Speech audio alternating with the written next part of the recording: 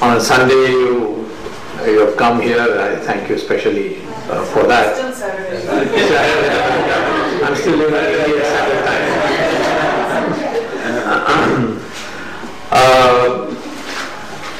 I will be speaking to you, of course, about the Rama Setu matter, but I'd like to place it in perspective. And that's why I will first make some introductory remarks to see the Rama Setu matter in perspective. I myself began being concerned about the problems of the Hindu society that Hindu society is facing really after the arrest of the Shankaracharya of Kanchi.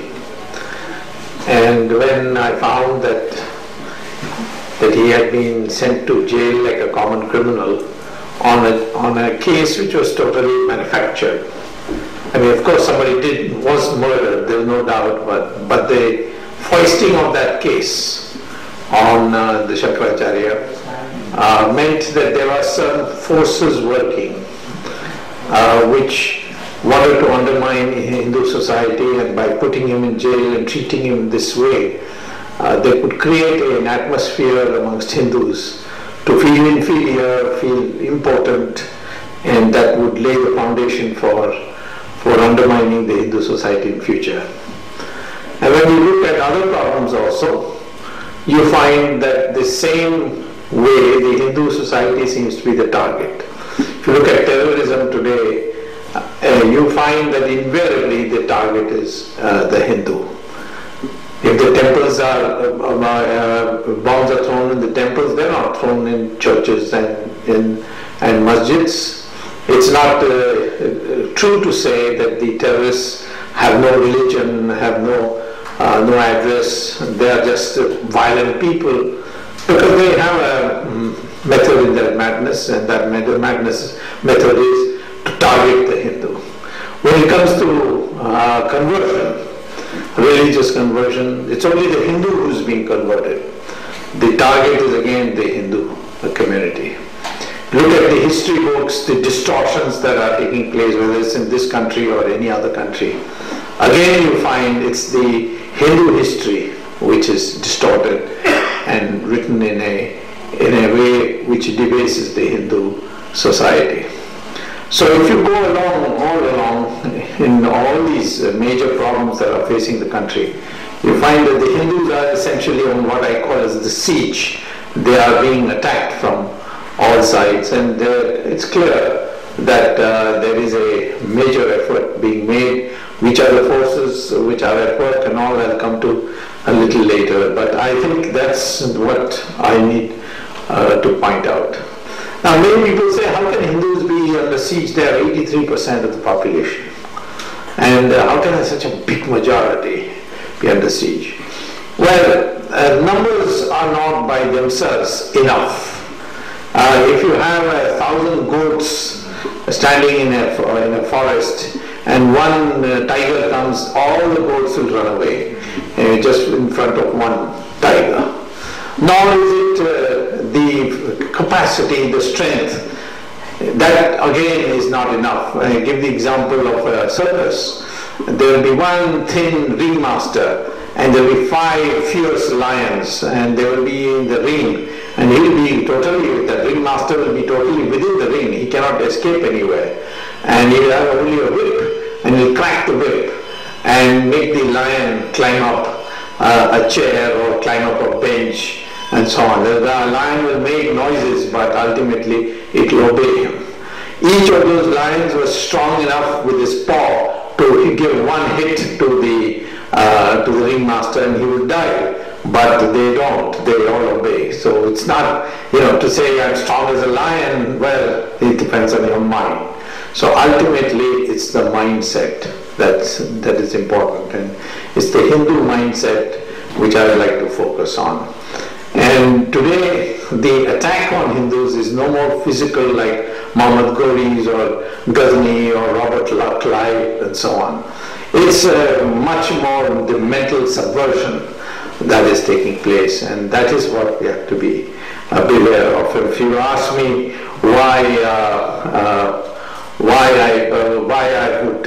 I've taken up this issue with such strength, because I think Ram Setu was another example of where the Hindu society was being targeted in a really subtle psychological way, and that is why I decided that it should be taken up. Now, when I say mindset, what I mean is that all of us think that we are very good Hindus because we go to temples, we do puja, we celebrate Diwali, and so we think that is what it means being a good Hindu. No, that's not enough. You, Hindu, must have a corporate psychology, a corporate mind. If 500,000 Hindus are driven out from Kashmir, your own country, and they are living in a refugee camp, it's called a refugee camp. Imagine Hindus being called Indian citizens, Hindus being called refugees, and they are living in refugee camps in Delhi and in Jammu. And they've been living since 1989, and there's just no one seems to care. And that is the psychology I'm talking about. The whole of India should feel annoyed, upset, in a state of rebellion. Then how can 500,000 people, Hindus, be driven out just because they are Hindus?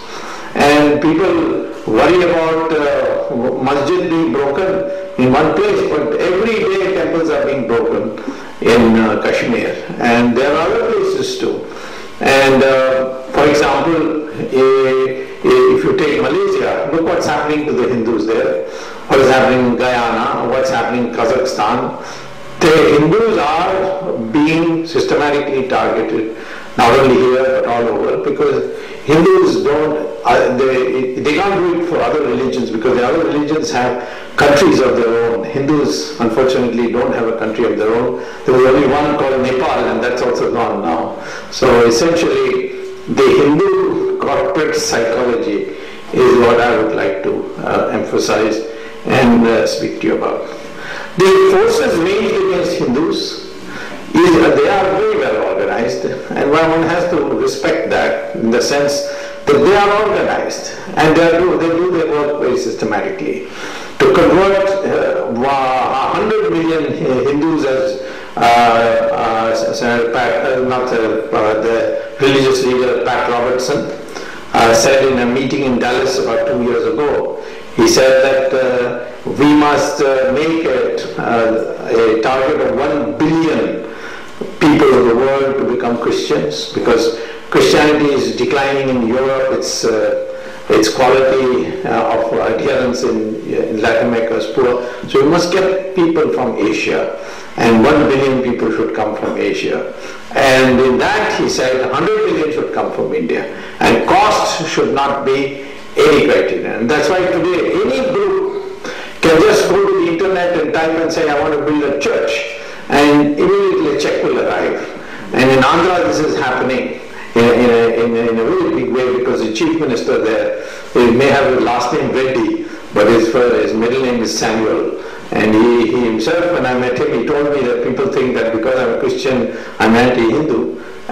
So he understands that people are now becoming aware of this matter. So I would say that the Christian missionary mission is very clear, that we must convert 100 million Hindus to Christianity, and that means you cannot do it unless you first make the Hindu feel inferior, develop an inferiority complex. Then only this conversion can take place. As far as Islam is concerned, they are even clearer than Christians, because they have, it's no use quoting the Quran to me, because for everything said in one page in Quran, there's a contradiction in another page. So the Quran is not the real guide of the Islamic theology.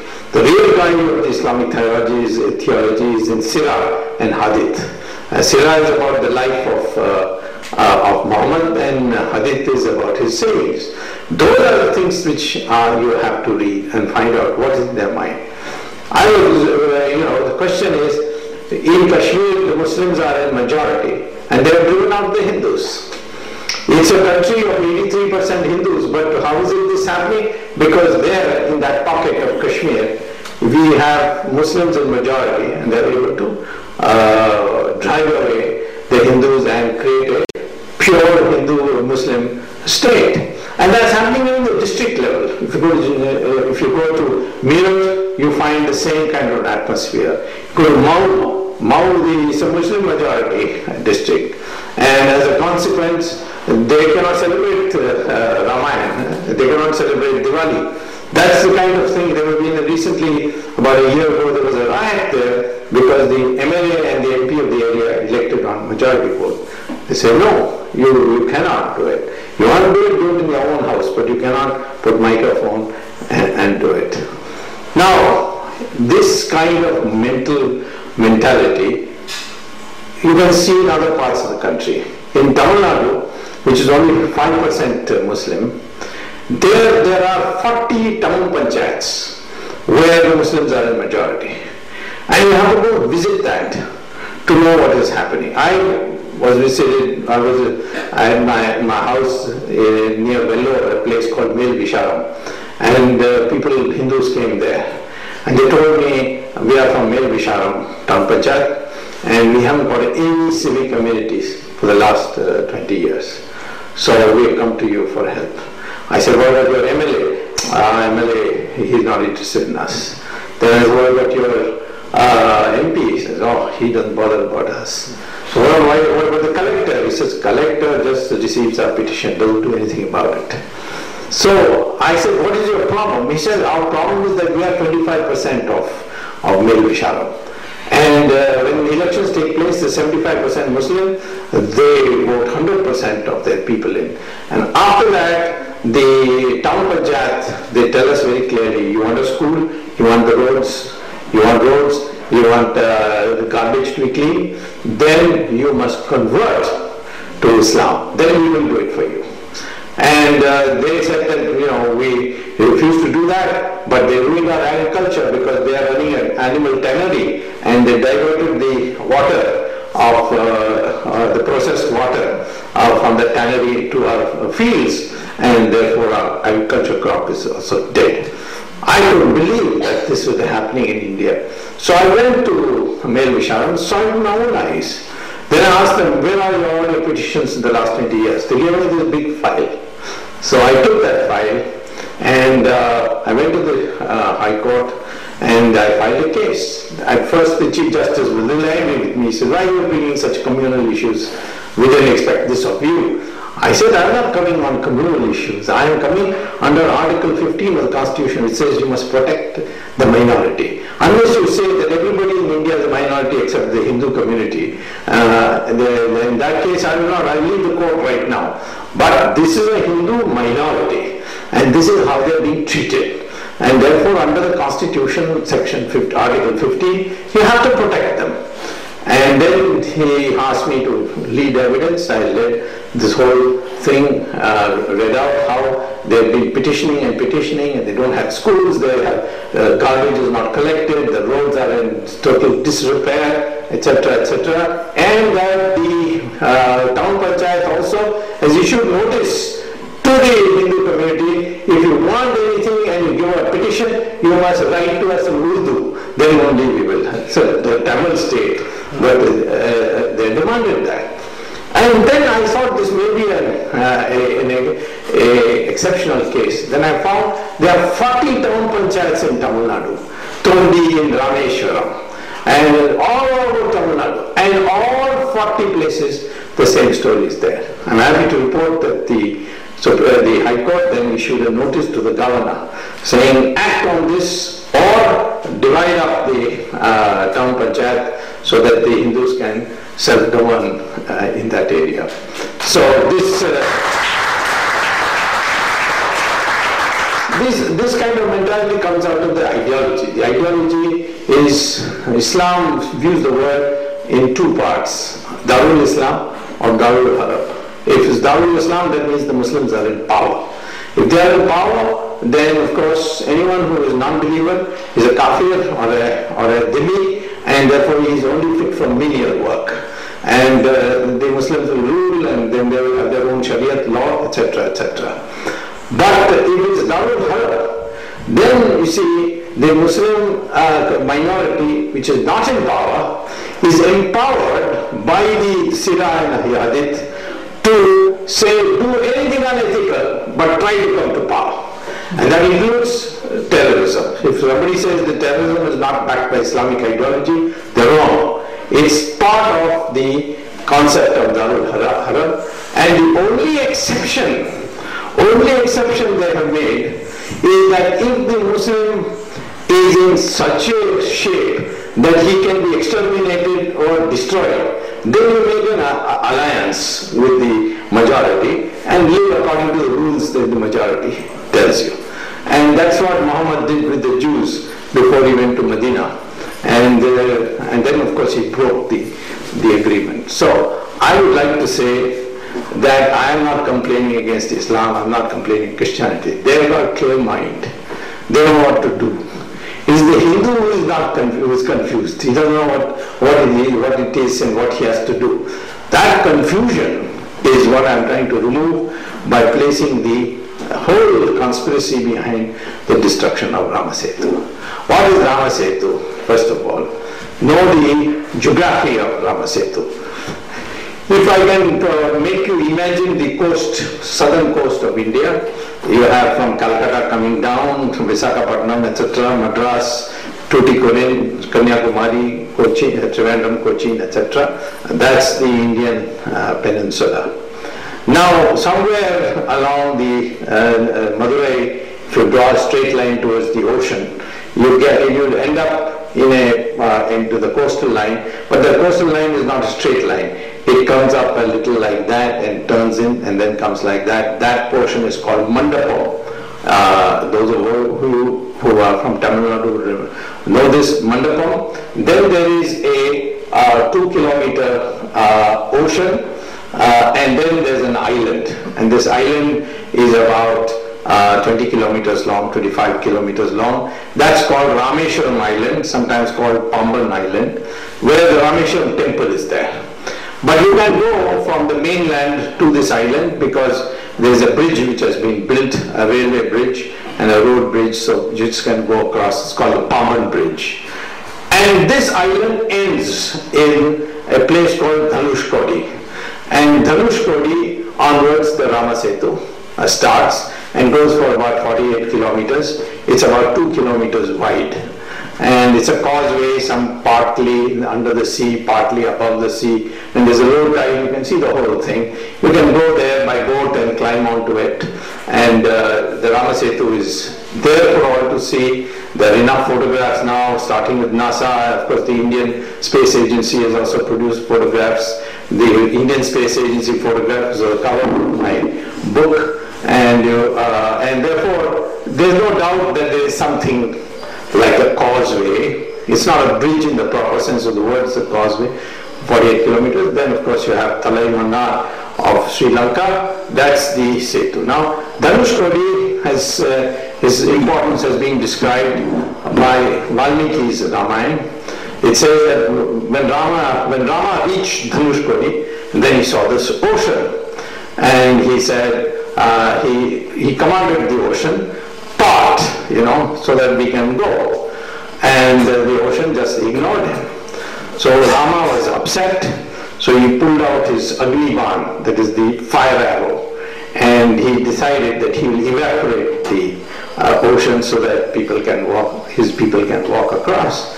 At that time the Samudra Raja came up and he begged Rama, don't do this. There are so many living beings like the fishes and seafood, etc., and they'll all die. Therefore, your objective is to go across. And if you look across, you will see that the seabed is not flat. It comes up as a ridge. And therefore, at that ridge, you put sand and then bring coral rocks from the coastal line and put it there. And then on top of that you put more clay, that is sand mixed with water, and then you got a bridge and you can cross across. That is exactly what happened. Hanuman and his army brought coral rocks from the coastal area, and they put first clay and then they put the coral rocks, and then they covered it with the sand. And that exactly is the structure even today. If you go to see the Geological Survey of India has produced this, and now the Rama Setu with his Setu Subramanian Corporation has also produced these documents. I have filed them in the court. The same structure is there. It's a ridge, then sand, then coral rocks, and then there is sand on top.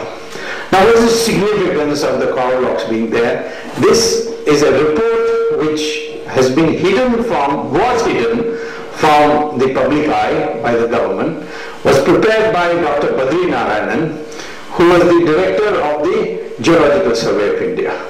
He had gone with his team into water and had investigated the Rama Setu, and he found it was a bridge. On it was sand, then there were rocks, then there were... Now, I have given a map in my book of this from the Setu Samudram Corporation project, which describes the various layers that constitute the Rama Setu. So, this Rama Setu, being it is, Dr. Badrinarayanan said that coral rocks will never grow on loose sand base. They have to have a solid ground on which they will grow, and therefore coral rocks are after all living beings which have been merged into a rock form, and you will find them only in the coastal part. You will never find them in mid-sea, and that too on top of the of our loose sand or clay base. And therefore it is quite clear, Dr. Badrinarayanan concluded, that these rocks were brought there and put there. And therefore it is clear that his having said this, the government of India should have investigated. How was it brought there? When was it brought there? And who put it there?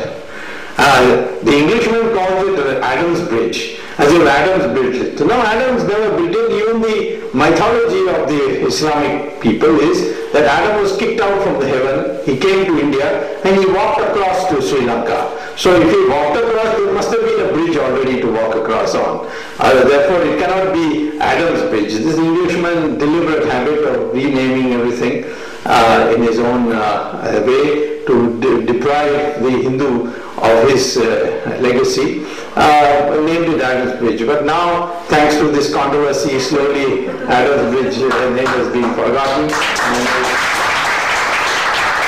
So this, that this is man-made has been established by the Geological Survey of India's report, which I have filed in the Supreme Court. And as so far they have not been able to rebut it. Of course, the government has still not got a chance to reply to all my arguments. The order we got was ex parte in a sense, and I'll come to that in a minute. But I want to say that, that there is a structure, and the structure is a massive structure, 2 kilometers wide, 48 kilometers long. It's an engineering marvel. Its structure, the way it looks, is exactly as described in the Ramayana of Valmiki. Valmiki says that there are 3 Shivalingas, and you can see 3 Shivalingas even today if you go by boat along the Rama Setu, or if you walk across. In fact, if there is no place where the water goes above your chest. In fact, the maximum it comes to is your hip. So next time you go to Rameshwaram, take a boat and go to Dhanushkodi, and then walk across on Rama Setu to the extent you can. So therefore, it exists on that. There is absolutely no doubt. And the question is, what is then the problem? The problem is that the Rama Setu and the Rameshwaram island together, they span the whole ocean from Indian coast to the Sri Lankan coast. And consequently, no ship can go unless they get a passageway through this. And so that is point number 1. Point number 2 is that north of the Rama Setu, the water is called Park Strait. South of the Rama Setu, the water is called Gulf of Mannar. And the two waters together are known by the common name of Setu Samudram. Now, Setu Samudram, the ocean floor is shallow, and in other words, if a ship comes, it will hit the bottom, and therefore you have to furrow a canal in the ocean bed. It's not like the Suez Canal where you cut through land. It's not like Panama Canal where you cut through land. It is cutting the ocean, digging or dredging through in the ocean bed a furrow, so deep enough so that ships can come. And they have decided to dig a 12-meter furrow in the ocean bed so that ships can go. So therefore, the Setu Samudram project involves two things. One, digging a furrow in the ocean bed, and two, to take it beyond this span of the Rameshwaram Island and Rama Setu. From 1860, this investigation was going on. Committees after committees were set up. A total of 15 committees were set up, and each of them gave a recommendation. After independence, 6 committees were set up. The first committee was set up in 1955, headed by Dr. Ramasamy Mudaliar. And then the last committee was set up in 1998 under the special group of Dr. Gopalan. So between this period 56 and 98, there were 6 committees. And all 6 committees and the previous 9 committees, they recommended various routes. And all of them, till this last one, which is not a committee recommendation, but a government recommendation, the last one, the first 5 were all through Rameshwaram Island, or in the case of Dr. Ramasamy Mudaliar, through Mandapam, that is that portion which juts out from the Indian coastline, to cut through that and take it that way. So Dr. Ramasamy Mudaliar's committee actually very specifically said under no circumstances Rama Setu should be touched, and he gave several reasons which I'll go to if any of you are interested later on. But at the moment, the problem has arisen not in terms of furrowing. And why is it necessary to furrow? Because if you want a ship to go from Tuticorin to Chennai, you cannot go directly today, so you have to go around Sri Lanka and then end up in Chennai. And that means 30 hours extra. To cut down this cost and have ships to be able to go quickly, this project was always thought of being done. So this is the whole idea behind the Setu Samudram project. But my objection began with saying, why did you select this route? This route was selected ever since the DMK joined the central government. And they began insisting, no, it should go by this route. All the other previous 5 routes, we reject. We want this route. No committee recommendation, no commission recommendation, no expert body recommendation. It was a decision of the DMK and the government of which they were a member. And so they insisted that this route should be through by breaking the Rama Setu. And that's where the problem arose, because actually the credit belongs to the Vishnu Parishad and the RSS. They were the first ones. Rama Gopalan or Hindu Munani in fact collected 35 lakh signatures, all verifiable signatures, name, address, telephone number and signature, and gave it to the president saying, no, this cannot be done. And the Vishnu Parishad held rallies around the country and so on. But they were not caring.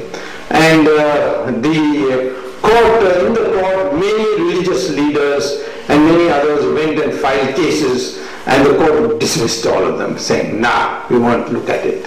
So at one stage, the RSS chief, Mr. Sudarshan, called me up, and he said, and Swami Dayanand Saraswati, and said, now it looks like Rama Setu is going to be broken. They have decided to do it on such and such day. So I checked up, and my people in government told me so. So I went to court and asked for a stay, and I got a stay. So people asked me, how did you do it when others couldn't do it? Because my argument was not based on religion. I based my argument on 3 specific rational or secular arguments. Number one, I said the choice of route number 6 is arbitrary. It has no scientific basis. Why did they select route number 6 when the same objective could have been achieved by other means, by other routes? So arbitrariness is a matter on which the courts always intervene. Whenever a government makes an arbitrary decision, courts intervene in judicial review. Second thing I said, the government is unreasonable, because I had been writing letters to the government saying Rama Setu, because of this report of the Geological Survey of India, is worthy of being considered as an ancient monument. It's a civil engineering marvel. So make it, investigate and find out whether it is worthy of being declared as a national ancient monument. I didn't say that it should be a religious institution or anything like that, and I said ancient monument. The government was flatly refusing. They were writing a letter, no, we are not interested, we are not going to do it. So I said this is unreasonable, because the Ancient Monuments and Archaeological Act says that if anyone brings information to the government that such an ancient monument exists, the government is duty bound to investigate. So I said they're being unreasonable. And third, I said, which irritated them no end, that this decision is afflicted by bias. And courts have always intervened when you have proved bias in decision making. I said bias is that Karunanidhi is got a phobia about Ramchandraji, and therefore he is deliberately selecting this route because he wants to humiliate the memory of Ramchandraji, and therefore Karunanidhi should not be, and his chelas like Balu should not be part of the decision making. The whole decision making should be redone minus them, and that is.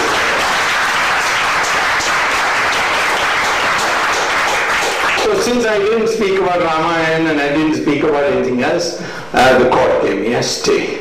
And that stay got last August.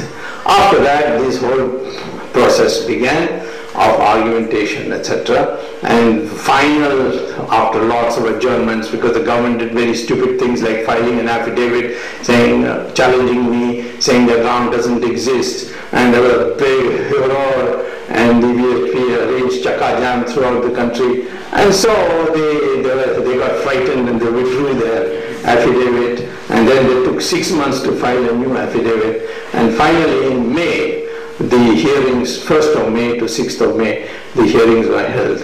And in that, many of us participated, because there were many petitioners after me. Many others came and affiliated themselves. Jayalalitha also said, I want to be also part of this. So she also filed a petition. Then Rama Gopalan's petition was there, and some Kalyan Raman's petition there. So 5, 6. So we brought a top lawyer for each of them. But for me, I did not have keep a lawyer. I went myself. I'm an economist, I'm not a lawyer. But I had the blessings of the Acharyas, Swami Dayanand Saraswati. I had the Shingeri Swami, who said you must do it. And I had the general approval also of Ashok Singhal, he said that I believe, of all politicians, I believe you the most, so you go ahead and do it. So therefore, first I made all Soni Sarabji, Parasaran, Venugopal, I said you go first. And they went and battered the court on the technicalities, on the constitutionalities, etc. And finally my turn came, and I spoke for 8 hours.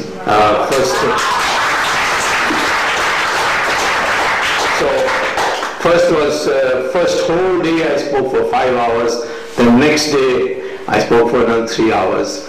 And at the end of that, the court had to, I spoke for so long that we came near the vacation time, because the court had to rise for vacation. But what surprised me is that the court then issued direction to the government without hearing the government. That was what's interesting. Go back to the drawing board and find out why you cannot have an alternative route. And come back and report to us, because then we can challenge that report if they came and said, no, there's no alternative. I have in fact suggested one extra alternative. I said, if your objective is to go from Tuticorin to Chennai, to Kakinada, Visakhapatnam, Calcutta, by the shortest possible route, then what you do is you convert Tuticorin into a container port. And when the ships come, they will leave the goods, have railway lines start from the port and go all along the coast to Calcutta. So the goods will be there, put in railway wagons and then taken, or have a freeway, expressway or a turnpike. These I proved by economics, and it's there in my book, that are cheaper than this Setu Samudram project. In fact, the development spillovers would be much more. So they have to look at all that now. And I pulled out from the minutes of the Setu Samudram project meetings to show that the Planning Commission had suggested that you please look at this also. And they had rejected it, saying, no, our mind is made up, we're not going to look at it. And so the court pounced on that also and said, have a look at this. That's one. Second, the government said, you are duty bound to conduct an archaeological survey to find out whether Rama Setu is worthy of being named as an ancient monument. Do the investigation and come back. And the archaeological survey now have given a public statement that in order to meet international standards for this investigation, it will take us another 4 years. So for 4 years, meantime I hope there will be a good government, a nationalistic government, and Rama Setu will be. I'd like to say one thing, that one of the questions that is posed to us is, to me particularly, why you are allowing religion to block development. This contradiction, that you are blocking religion development by raising religious issues. Now, this is a nonsensical question according to me, because it's got nothing to do with religion per se. There was an alternative way of doing things. They have decided not to do it. I am not saying that don't have the project at all. Have the project, but there are other ways to do it, and you do it that way. And this has been our practice, that we have adjusted religious demands whenever it is possible. For example, I had received a letter from a man called E. Sridharan, who is the head of the Delhi Metro. And he made a tremendous name by producing world-class metro in Delhi. And I had learned that he had some difficulty in scheduling the route or route alignment of the Delhi Metro from All India Medical Institute to Gurgaon via Qutub Minar. So I wrote him a letter and told him that this is what I heard. I would like a clear-cut explanation as to what really happened. So he wrote me a letter which I filed in the Supreme Court and read in the Supreme Court also. And that letter, he says that we had decided to extend the metro from All India Medical Institute to Gurgaon via Qutub Minar, and everything was set. It was a 2,500 crore project, just like Setu Samudram is also 2,500 crores. And after the work had begun, one Islamic NGO wrote a letter to the Prime Minister saying that this metro route will generate vibrations when it comes near Qutub Minar, and there are 3 graves there, Qabristans, and they will develop cracks, and this will hurt our sentiment. So the route of the metro must be changed. So he is written, Sridhar writes to me in his letter, the Prime Minister summoned me and asked me that why don't you change the route? And I said, we have done all the investigation. Not only this Qabristan, there are a number of residential colonies. None of them is objecting, and therefore, there is no question. Just because one NGO writes, you should not take it seriously. He said, no, we have to accommodate. what's your problem? He said, well, the only other route I can have is to go, instead of going overground, I will have to go underground, because there's no way I can find land to go on an overground route anywhere else. So I have to dig, and this will cost me 500 crores extra for the project, 2,500 crores to 3,000 crores. That means 20%, 150, 20% rise in the budget. And then this whole problem of digging, etc., there will be a delay of another 1 year, and so it's not worth it. Prime Minister said 500 crores, no problem, take 500 crores. And he said, I'm authorizing it, and you will get the authorization letter tomorrow. 1 year delay? What is 1 year delay in accommodating some cracks in the Kabristan? So I told the court, for Kabristan you can change the route, but for Ramchandraji you cannot change the route. What is this going on? Now you see, therefore, the country, we have done this not only in this Qutb case, we have done it for Tipu Sultan's palace also. We have changed the route of the Bangalore metro for the same reason. So consequently, this kind of accommodation is something they should do. But the clinching argument of mine with the court were two. One was on the question of legality of the project, and two was on the economics of it. First was on the legality. There is a law in the section in our Indian Penal Code called Section 295. And Section 295 states that if anyone damages, slights or destructs any religious, any object held sacred by the people, thank you. If it damages or fractures or destroys any object held sacred by the people, by a section of the people, not even by the people, by a section of the people, then it is a crime, and there is there's a sentence of 2 years in jail. So I pointed out that to the judge, to the three Supreme Court judges, that it's a criminal offense to touch Rama Setu. Because Rama Setu is held sacred by a very large section of people. I said, in fact, 1 billion Hindus. I produced letters of all the Shankaracharyas. All the Shankaracharyas had given me a letter saying Rama Setu is sacred and you will not allow it to be broken. I gave a letter from Swami Dayananda Saraswati, who heads the apex body of all sadhus called Hindu Dharma Acharya Sabha, which has all Shankaracharyas as members, Pitadipatis and Mathadishis and Mahamandleshwaras and Akhadas. All of them are members of this. It's an unprecedented organization, and which he has put up, for which he must be congratulated, and he is the convener, and he gave a letter. I also showed what Rama Gopalan of the Hindu Mini had produced 35 lakh signatures. So I said the section is holding it sacred, is no doubt, and therefore I said anyone who breaks it, there will be a criminal case. So the Chief Justice asked me, you will file a case against us also. So I said, well, I can't file it against you just now because you have still not authorized them to break it.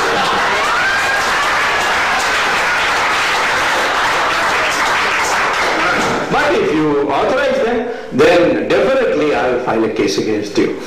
Many people thought, I am being so rude and I'll be held for contempt. But the law was clear in my case. It's very clear. What is sacred is not to be decided by the court. It is to be decided by the people. All the court can do is to decide whether yes, there are people or not whether it is worthy of being sacred. So therefore I was right in saying that, and consequently the judges, Justice Ravindran said, well, you see, it may be sacred, but who goes to the middle of the ocean to worship the Rama Setu? I said, well, first of all, let me say that I worship the sun. We all worship the sun, but I never go there.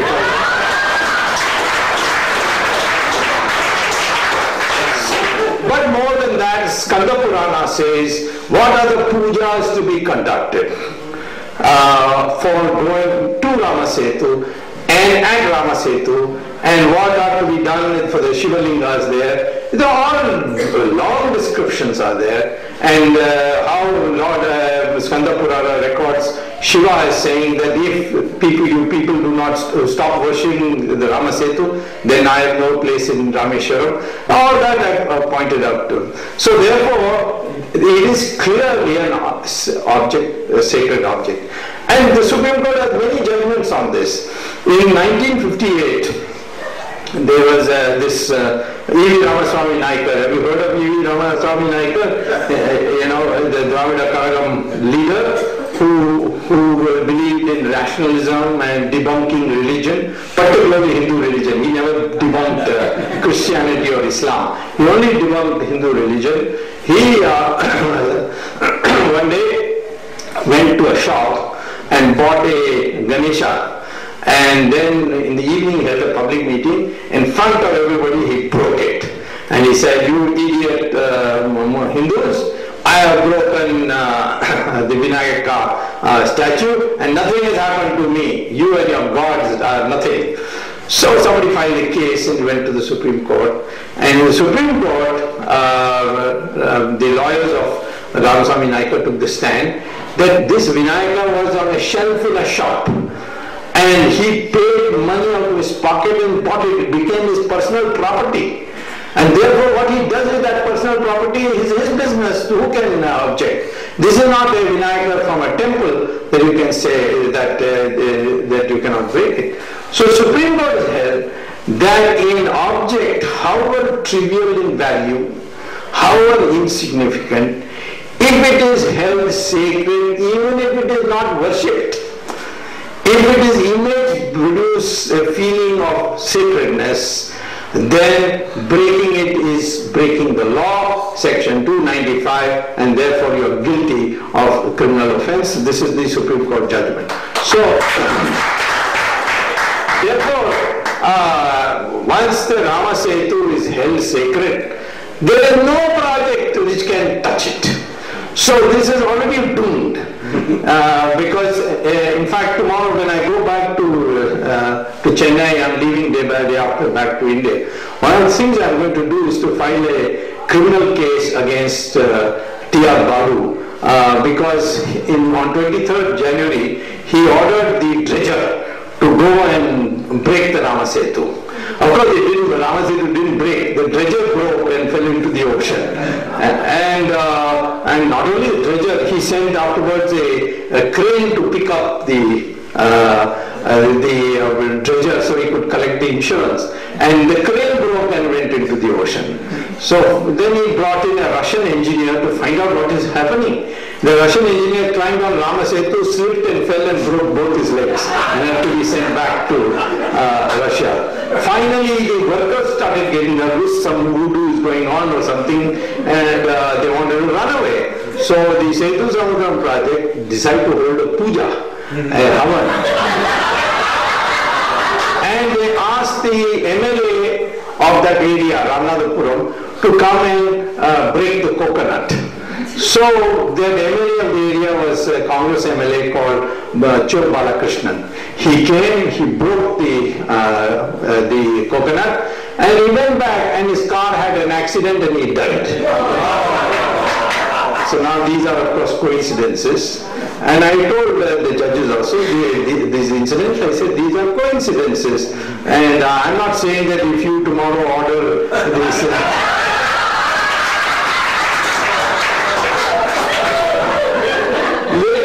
One judge of the Supreme Court told me that one of the judge's wives told him that for God's sake don't order the breaking of Rama Setu.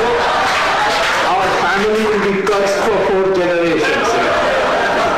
So this is the they have tried to break it. I am going to go and file a case now because I got the documentation that it was Balu who ordered the demolition, and the dredger had gone. This is before I had gone to court. You should have put in jail. Well, they're all heading that way. So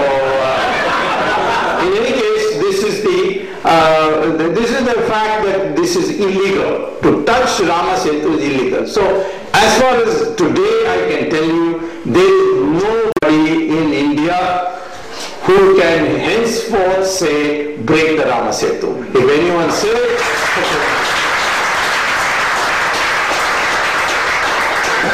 the second illegality in the project is that any project which is more than 5 crores, which involves something to do with the coastal area, ocean, has to get the NOC of the state government of that area. And in this case it is Tamil Nadu. So in 2005 the state government was headed by Jayalalitha, and the central government asked for NOC. Jayalalitha then appointed a committee to go into the question whether NOC should be given. She appointed a former head of the National Institute of Ocean Technology, Mr. Ravindran, to examine. He came out with a fact report saying that this environmental report which the government is using is totally flawed, the data are bogus, and the following additional investigation must be done and a report must be given. Then only NOC to be given or not given is to be considered. So they flatly refused to give the NOC.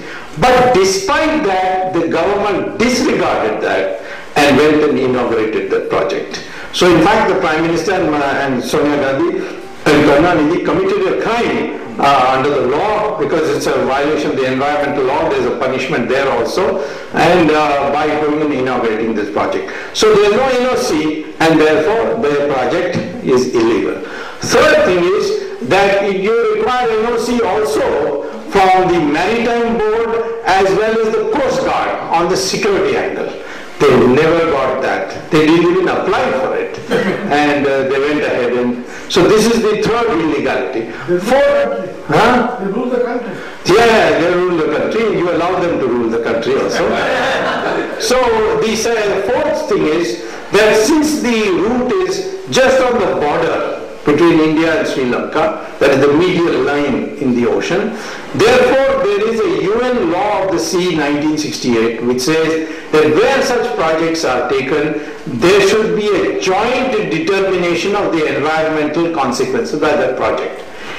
India has never consulted Sri Lanka, and therefore the Sri Lankan government has been beyond writing letters to the government of India saying, please do a joint inspection with us. They have not done it. Sri Lanka has the power to go to the International Court of Justice in Hague and ask the International Court of Justice in Hague to appoint a third-party investigator of the environmental sustainability of the project. The Sri Lankan governments have not done it. The High Commissioner wrote me a letter which I read out in court saying that so far we have not done it, but when we lose hope, we shall certainly do it. So I told the court that even if you give clearance, the Sri Lankan government is going to go to the court and there will be an immediate stay from the International Court of Justice. So the 4 illegalities are there.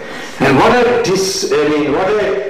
disregard of the law by the government of India has taken place. And what for? So that Rama Setu can be broken. And this mentality, one has to understand why. They say it's a mythical thing, or it is a man-made thing. When you haven't done an investigation, how do you know? Tomorrow you do an investigation, you may find out that in fact it is not mythical, it is a reality. For example, for 150 years the Englishman was making fun of the Vedas, saying it is all bogus because Vedas are full of prayers to Saraswati river.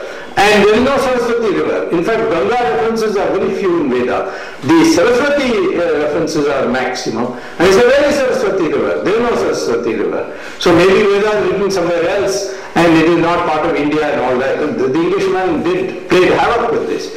But in 1982, when Professor Yashpal was the head of the space agency, they used the satellite and discovered that the Saraswati river does exist.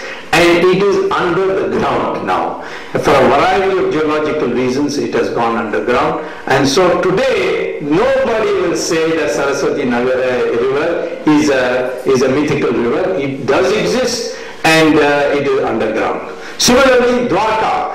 Krishna's Dwarka, where is it? The Englishman used to say that the Mahabharata is a bogus thing. Where is this Dwarka where Krishna was supposed to have been the Raja and all that? And there is no sign of that kind of civilization. Harappa has all these ruins you can see. Where is the Dwarka? We after all, Krishna was 3000 BC, and around the same time or a little after the Harappa Mohenjo-daro. And where is the remains of Dwarka?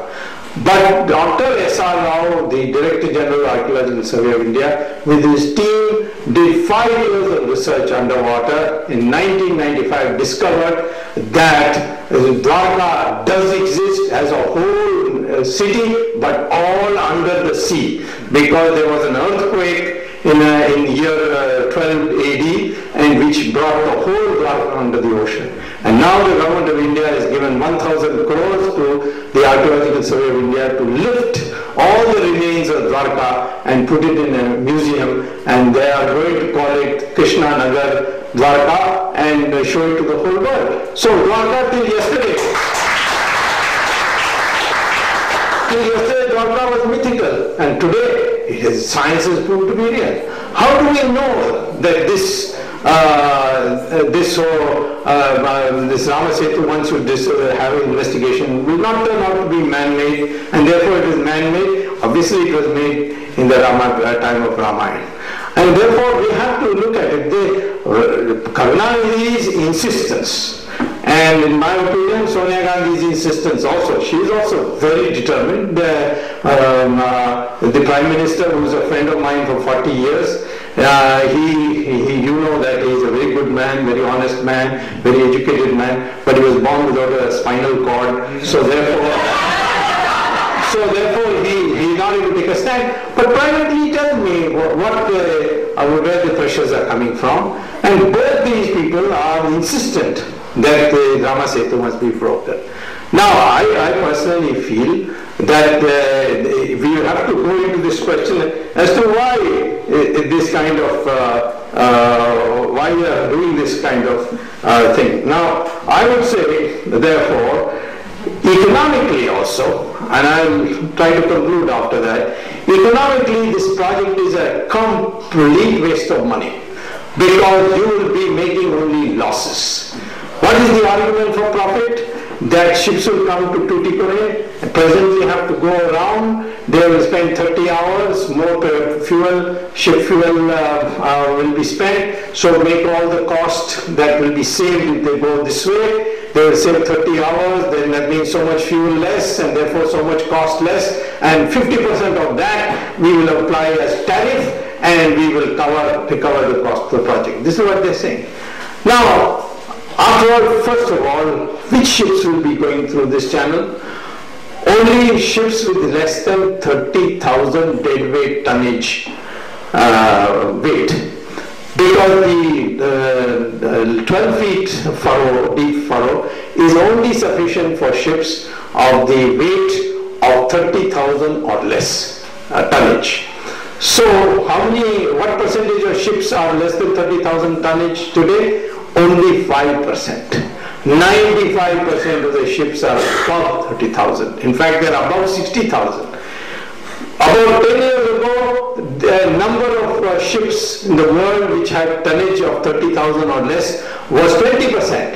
It is now down to 5%, and I am told in another 10 years there will be 0%, because they are going for larger and larger ships. So 10 years hence you will not have any ships being able to go, except ships belonging to T.R. Balu's company, which are all less than 30,000, and boats belonging to LTT, which are also less than 30,000.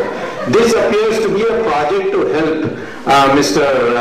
T.R. Balu to earn money, and perhaps the LTT to do its nefarious activities, because the DMK is a close ally of the LTT, and that's why it is being done. So that is one aspect. Second is, you say that the ships will save time by going through the channel. Take a ship coming from Mauritius, going to Calcutta. Will it use the Setu Samudram channel or go around Sri Lanka? Well, if it goes around Sri Lanka, then it will go at full speed, which is possible in open seas, and that is 12 knots, 14 knots per hour. Whereas if it comes to the Setu Samudram project, the project report itself says that it has to slow down to 4 knots or 5 knots. It cannot go with speed. Why? Because the channel is not built on with walls like the Suez Canal has walls, because it is cutting through land, so you will have a wall. Panama Canal will have a wall. You know exactly where the channel is. But in the case of Setu Samudram, you cannot tell where the channel is because it's underwater. So you need a pilot to take the ship. So the ship will come, stop, then your pilot will have to come, hopefully he's not on strike on that day, and then he will tag it along and take it across. It will go in so slow speed, it will be only 4, so the sailing will be very, very little. Therefore, ships coming from Mauritius, and this is there in my book, they will prefer to go around Sri Lanka to Calcutta rather than go through Setu Samudram project. So where is these numbers? They say 8,000 ships will use Setu Samudram project. In my opinion, not more than 500. And therefore, if you use 500 and calculate the tariff given on their numbers, the country will lose 300 crores per year from the very first year, and by the 5th year it will rise to 1,000 crores, minus it will be. And not only that, this is an underestimate, because this channel, you see, will have to be dredged every month, every week, some people say, because the ocean will bring mud and put it again in the channel, so you have to again go and take the mud out so that the thing is clear. And Balu's son has a dredging company, so he will get permanent employment in dredging. The dredging operations will go on taking place. So this is a pure loot that has taken place. This has no economic basis whatsoever. Leave aside the environment basis, leave aside the national security basis. All this, I'm saying on economics of it and the illegality of it, this project cannot be sustained. So what I would like to say therefore is that I am pretty sure that this project will not see the light of day. It's gone back to the drawing board.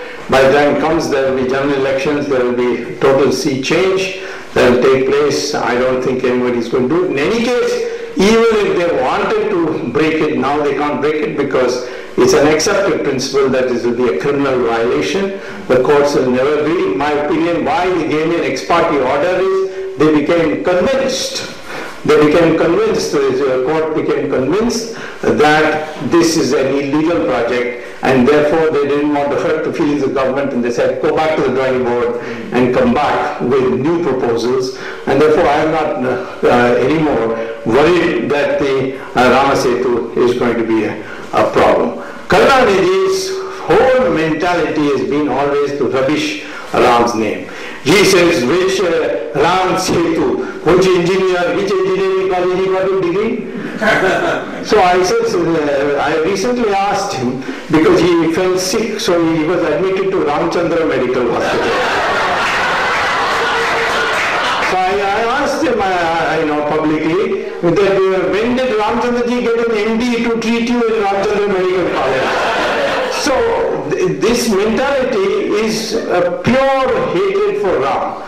Where it politically suits him, he is not worried about using it for his benefit. For example, there is bullfighting that goes on in my home district called Madurai, which is called Jallikattu. Every season, just before harvesting or just after harvesting, they allow bulls to run in the lanes of the crowded lanes of the city, and then, or rather in the suburban part of the city, and therefore when people chase it, they irritate the bulls, and the bulls sometimes gore people, kill people also. So the government of India's Animal Welfare Board, they came before the Supreme Court and said this is all cruelty to animals. Put a ban on this game called Jallikattu. So the Supreme Court gave a ban. Gave a stay. Said no.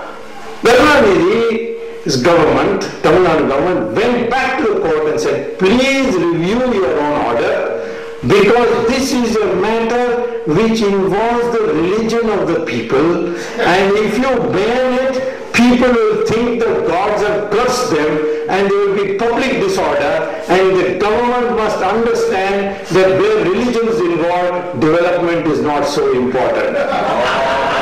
This is an application they have filed with 2 days before my case was to be heard, and I stood in court and said, what? They are talking from both sides of their mouths. They cannot take one stand there and one stand here. Similarly, seeing that public has started coming in a big way now. Everybody knows Rama Setu, so people are going to Rameshwaram are now going to Dhanushkodi and going to Rama Setu and so on. So much so that even Sri Lanka thinks, Mama, we can also earn a lot of tourist revenue. They have announced 34 sites connected to Ramachandra and Ramayana. One side they have said, this is where Sita had her bath. This is where Raman was killed. This is where Hanuman dropped the mountain containing Sanjeevani. They have identified 34 spots, and I have given you those things in my book, you can see it. And they are also promoting tourism through this.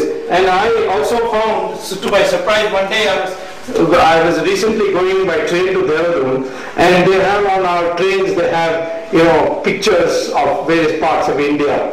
And there was one which I found, which is there in my book also, and it's this, which I saw hung on the side of the train in the inside compartment of a train. And what does it show? It shows Ramachandraji and Lakshman standing together, and all these vanaras carrying boulders on their head and putting it. And the top it says, listen to the waves telling their stories at Rameshwaram. That's what the top says. And here it says, the waters here still carry the blessings of Lord Rama's lotus feet. What poetic language. Because this is where the monkey army crossed over to Lanka to rescue Sita. Visit Rameshwaram in Tamil Nadu, India, issued by Tamil Nadu Tourism Development Corporation.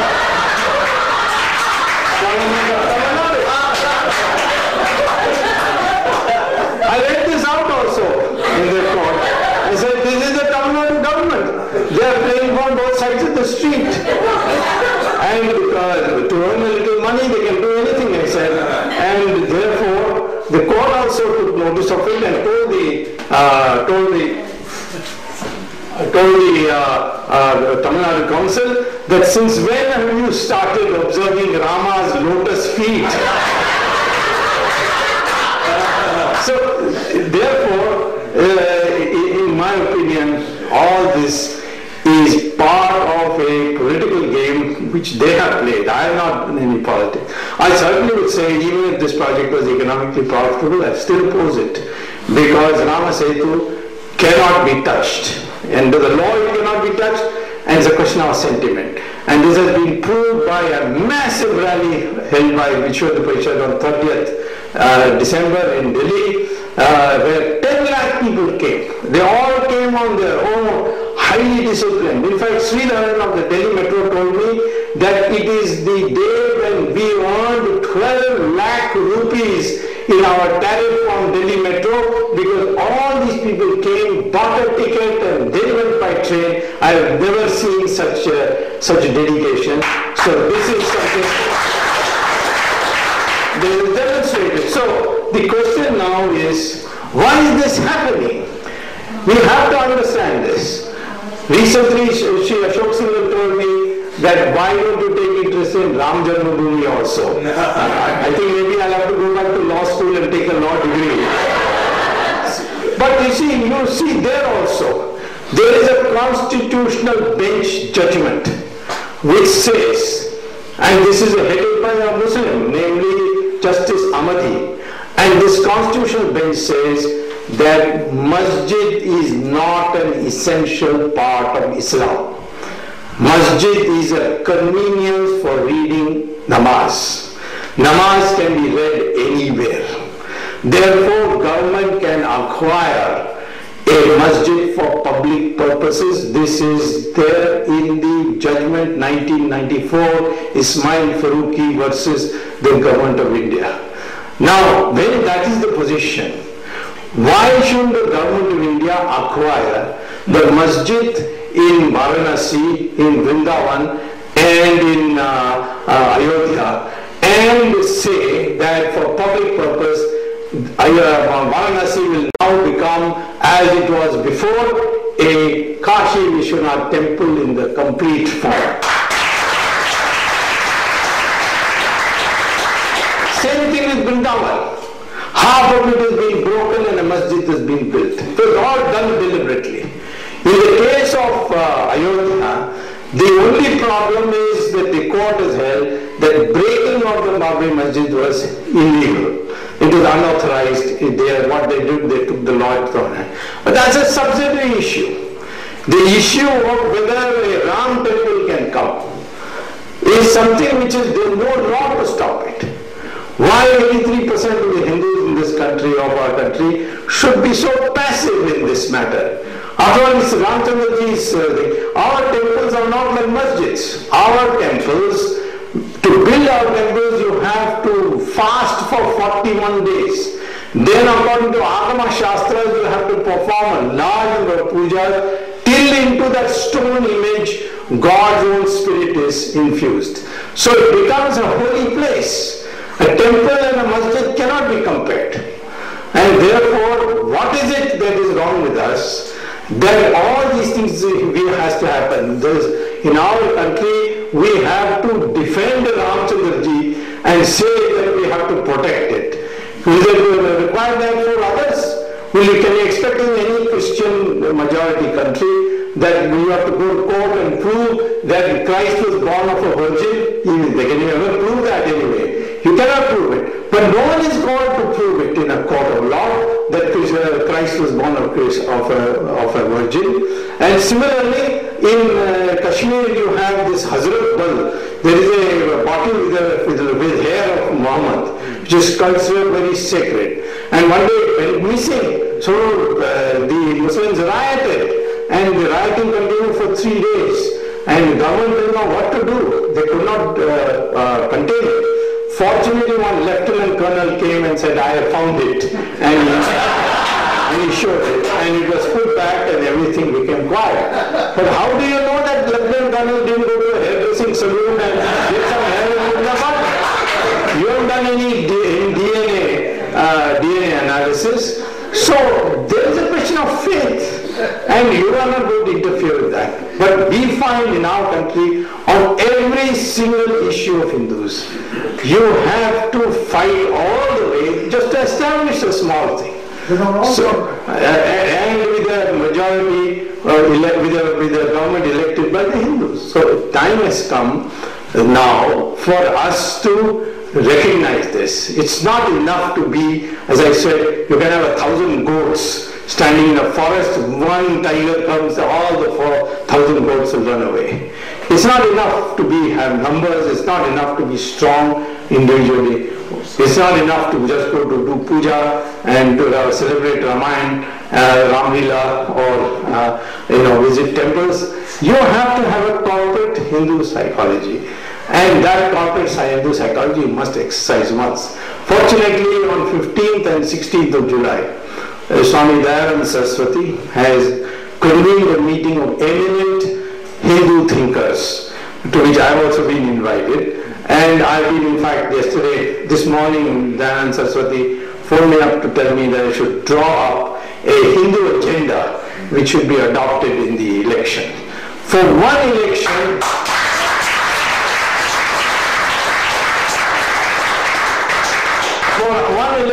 don't look at anything else. Let the Hindus together vote for a Hindu agenda. That party or that front which is propagating a Hindu agenda, and all the sadhus say this is the front you should vote for, this is a symbol you should vote for. If all the sadhus combine and say, and all Hindus need not combine. Out of 83%, if 40% combine, you got absolute majority. The remaining 43% can remain secular, we don't mind. The 40%, if they can consolidate, you can do it. And ultimately, we need to develop our identity. There's so much confusion. What is India? India, which country is it? Is it something that the British created in 1947? Or are we an ancient country? If we are an ancient country, how is the Muslim and Christian connected with it? So these are questions which you have to answer. And I have proposed that the identity of India is Hindustan, which means a land of Hindus and those others whose ancestors are Hindus. Or those others who proudly acknowledge that their ancestors are Hindus. So if the Muslims and Christians say our ancestors are Hindus, you are part of Hindustan. If you say your ancestors are Gori and Ghazni, then you better go to Pakistan. You don't belong to our country. That is the identity of India. It's a continuing civilization. The continuing civilization is a Hindu civilization. Even if people have other religion, the culture is Hindu. That has to be imposed with the help of, with the willingness of the people, and we have to make people accept this. And consequently, there are certain things that we have to do. Why I have been propagating for a long time that Sanskrit should become the national language of India, and it is because Sanskrit vocabulary is there in every language. Even in Tamil, 40% of the words are Sanskrit. Karunanidhi's name is Sanskrit name. If I asked Karunanidhi, what will you say in Tamil for your election symbol? He said, Chinnam. I said, Chinnam? Where did this Chinnam come from? It came from Sanskrit word Chin. And I said, what is your Chinnam? He said, Udayan Suryan. I said, what Tamil is that? So, consequently, every Indian language has a Sanskrit vocabulary in large percentage. In Malayalam it is as much as 80%, Bengali maybe 90%. So consequently we should ultimately try to bring Sanskrit back. The way to do it is to use Hindi and go on Sanskritizing the vocabulary of Hindi till it becomes Sanskrit. And this is what Adi Shankaracharya did with Pali. When he came, Pali had taken over Sanskrit. And then he said, no, don't ask for removal of Pali. Make vocabulary of Pali more and more Sanskrit. And the Pali went on becoming Sanskritized. And ultimately Pali disappeared and Sanskrit came back. So Sanskrit, the true history of India is not Aryans and Dravidians, they're all bogus. Where DNA has now proved that we're all the same people. Caste is not got to do with birth, it is a discipline. The Brigu and Bhardwaja in their debate have established that caste is to be created on the basis of discipline. They said there are Rishi Brigu said there are four sources of power. One is knowledge, second is weapon, third is wealth, fourth is land. These four should not be in one hand, they should be in separate hands. Therefore, those who have knowledge will not have wealth, will not have weapons, but they will have social status and they will have to live by begging, and people should be honored to give them what they ask for in begging. Similarly, the Raja, the man who has the weapons, will defend the country, but he will not make policy. Policy will be made by the Brahmin. People who make money can make money, but they will not have the say in the running of the country. And those who have land will produce for the whole country. They'll have the great gratitude of the country, but land by itself cannot decide. So this is the whole idea, but somewhere it got connected with birth. And if you adopt the discipline of that caste, you become of that caste. That's why Valmiki was from a hunter family. Some say he was a Dalit, and he became a Maharishi. Vedavyasa's mother was a fisherwoman, and he wrote the Mahabharata, and he became a Maharishi. Then Vishwamitra, he was a Kshatriya, he was considered Rishi of Rishis. Kalidasa was a Vanavasi. He was in fact sitting on a tree and doing foolish things. He was taken by the Brahmins and made into a Maharishi, ultimately became a Kavi of Kavis, you see. So the only prominent Brahmin I can think of today is Ravan. Ravan was a Brahmin, by the way. Ravan was a Brahmin, was a great Pandit, but he had got so much ahankar, so much of his arrogance, that the lords decided the time had come to destroy him. And that's how he was destroyed, he was killed by a Kshatriya. And the Brahmins of India do not worship Ravan or against Ram for killing a Brahmin. They worship a Kshatriya because he fought on the rights for the side of good. So consequently, this understanding of what we are, this is a civilization that must be nurtured and grown. There should be a renaissance in it, and that can only come if we collectively decide that yes, we want a Hindu focus to our polity, and the Hindu focus will come by collectivity. This is what I think Rama Setu should engineer in our thoughts. Thank you very much. And there is no further intelligent discussion possible once that shutter is down. Can you address this, please?